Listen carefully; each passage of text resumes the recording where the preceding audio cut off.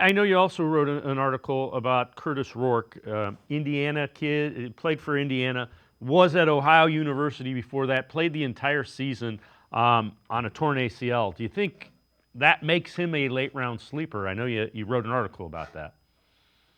It definitely makes him interesting, no question about it, because you look at the numbers he put up last season for Indiana, 69.4% completion rate, 3,042 yards, 29 touchdowns, 5 interceptions on an Indiana team that was one of the feel-good stories of the entire college season, pretty much coming out of nowhere to make it to the 12-team playoff.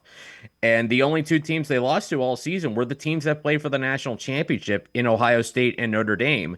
And then we find out at the end of the season, after Indiana loses at Notre Dame, that Kurtis Rourke found out he's playing the end of the season through a torn ACL, which is absolutely remarkable that he could put up those kind of numbers on a torn ACL is just is it's incredible to think about.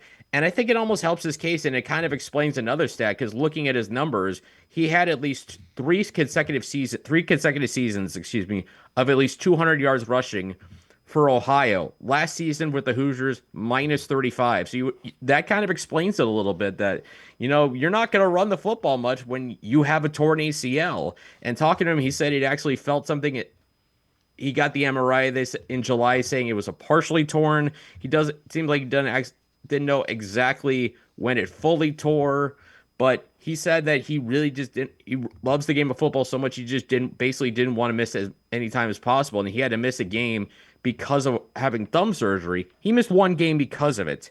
So I think there's a lot to like. I think about Kurtis Rourke. Just played so much football, big, mobile, tough. I mean, you cannot question this guy's toughness playing an entire season in the Big Ten against Michigan and Ohio State on a torn ACL. I mean, I don't like it's just remarkable. And I think it's certainly that kind of toughness and tenacity and experience. I think that's something worth taking a flyer on late in the draft.